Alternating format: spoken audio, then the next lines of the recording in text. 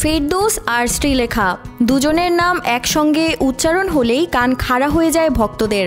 বছরের পর বছর ধরে গুঞ্জন, তারা কি প্রেম করতেন? অবশেষে মুখ খুললেন শ্রীলেখা মিত্র। গল্পটা শুরু বহু বছর আগে। বাংলাদেশের পরিচালক স্বপন সাহা সিংহপুরুষ ছবির জন্য ডাকলেন শ্রীলেখাকে।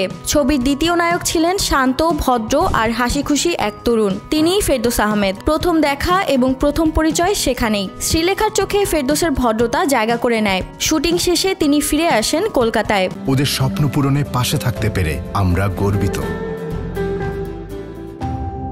কিছুদিন পরই ফোন আসে একাধিক পরিচালকের কাছ থেকে। তাদের মধ্যে ছিলেন কিংবদন্তি বাসু চট্টোপাধ্যায়। নায়িকা ঠিক, কিন্তু নায়ক তখনও খুঁজে পাননি বাসুদা। তখন শ্রীলেখার মাথায় আসে সেই ভদ্র তরুণের নাম, ফেরদৌস। এই এক সুপারিশেই ফেরদৌসের শুরু টলিউডে, আর সেখান থেকেই জন্ম নেয় প্রেমের গুঞ্জন। তবে শ্রীলেখা সেই ধারণা উড়িয়ে দিলেন। তার ভাষায়, কারো নাম পরিচালককে বললেই প্রেম হয়ে যায় না, আমি তো অনেক অভিনেতা অভিনেত্রীর নাম বলি। তার মতে ফেরদৌসের সঙ্গে সম্পর্ক ছিল কেবলই কাজের, ব্যক্তিগত জীবনে নয়। পর্দার আড়ালে তাদের বন্ধুত্ব সীমাবদ্ধ ছিল পেশাদারিত্বে। এবং এই স্পষ্ট জবাবে যেন গল্পের পর্দা নেমে গেল।